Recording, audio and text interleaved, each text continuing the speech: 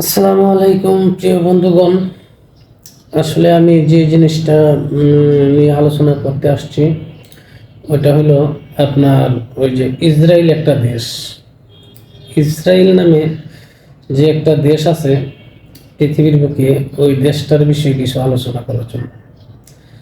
আসলে প্রত্যেকটা দেশেরই কিন্তু একটা মানচিত্র থাকে বা একটা ইতিহাস থাকে। তো তেমনিভাবে ইসরায়েলেরও কিন্তু একটা ইতিহাস আছে। আর এই ইসরায়েলের ইতিহাসটা হলো দখলকারী একটা দেশ, এটাই হলো তার ইতিহাস। আপনারা দেখেন, ওই যে ফিলিস্তিন নামে যে একটা দেশ, ফিলিস্তিন নামে যে একটা দেশ আছে, ওই দেশটাই তারা প্রায় আজকে বছরের উপরে চলে তারা গণহত্যা চালাচ্ছে। তো ওইখানে যে গণহত্যাগুলো তারা চালাইতেছে, ওই গণহত্যায় আসলে বিশেষ করে যারা মৃত্যুবরণ করেছেন বা শহীদ হয়েছেন তাদের মধ্যে অধিকাংশই হলো নারী ও শিশু। বিভিন্ন আন্তর্জাতিক সংগঠন, বিভিন্ন মানবাধিকার সংগঠন তারা প্রতিবাদ নিন্দা জানাইতেছে, কিন্তু কিছুই তারা তোয়াক্কা করতেছে না। তারার আক্রমণ চালাই যাইতেছে। তারার জোর দখল করে ফিলিস্তিনের জমি তারা দখল করে নিতেছে। গতকালকে প্রায় আপনার 24 ঘন্টার যে তারা আক্রমণ চালাইছে, ওই আক্রমণে প্রায় 50 জন ফিলিস্তিনি শহীদ হয়েছেন। আমি তাদের বেদিহে আত্মার মাগফিরাত কামনা করি। দেখেন, এখানেই তারা কিন্তু ক্ষান্ত না। এই যে ইসরায়েল একটা দেশ, এখানেই তারা কিন্তু ক্ষান্ত না। আপনার ওই সিরিয়ার যে বাশার আল আসাদ, বাশার আল আসাদের যে শাসন, ওই শাসন পতন হয়েছে। আর ওই শাসন পতন হওয়ার সাথে সাথে আপনারা দেখেন ইসরায়েল ওই যে আপনার সিরিয়াতে আক্রমণ আরম্ভ করেছে। সিরিয়াতে তারা বিমান ঘাঁটি, বিভিন্ন ইয়ের মধ্যে তারা আক্রমণ করছে।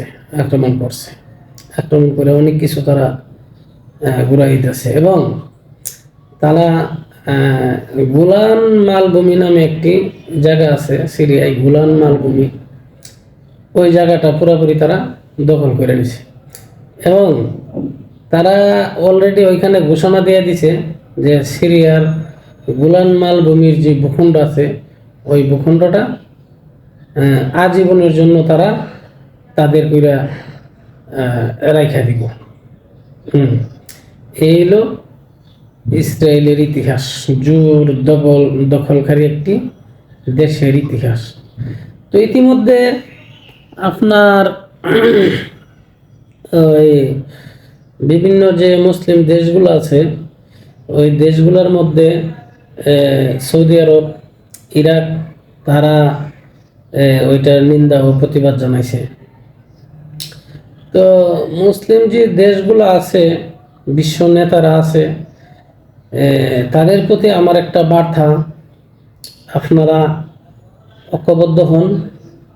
আপনারা যদি ঐক্যবদ্ধ না হন, ইসরায়েল যেভাবে আক্রমণ শুরু করছে, তারা আস্তে আস্তে আস্তে আস্তে এমন একটাই পর্যায়ে চলে যাবে যেখানে কোনো মুসলিম দেশের অস্তিত্বই তারা রাখবে না। মুসলিম দেশের অস্তিত্বই তারা রাখবে না। তাই বিশ্ব মুসলিম নেতাদের কাছে আমার আহ্বান, আপনারা ঐক্যবদ্ধ হয়ে ইসরায়েলের সাথে বিভিন্ন ব্যবসা বাণিজ্য বন্ধ করে ইসরায়েলকে একগোরে করে দেন। যদি ইসরায়েলকে একগরে করে দেন, ব্যবসা বাণিজ্য বন্ধ থাকে, তাদের অর্থনীতিতে ধস নামবে, তখন তারা ওই যে তাদের আগ্রাসন ওইগুলো তারা বন্ধ করবে। তারা ভাববে যে না, মুসলিম দেশগুলো ঐক্যবদ্ধ হয়ে গেছে, আমাদের সাথে ব্যবসা বাণিজ্য গুটিয়ে নিতেছে, এখন আমরা যদি আরো আগ্রাসনের দিকে আগ্রহ হই, তাহলে আমাদের এই ক্ষতির সম্মুখীন হতে হবে। তাই তারা পিছু হটবে। তো দেখা যাক ইসলাম নেতারা কি করেন। সেই পর্যন্ত দর্শক বন্ধু, আপনারাও ভালো থাকবেন, আমার জন্য দোয়া করবেন। আসসালামু আলাইকুম।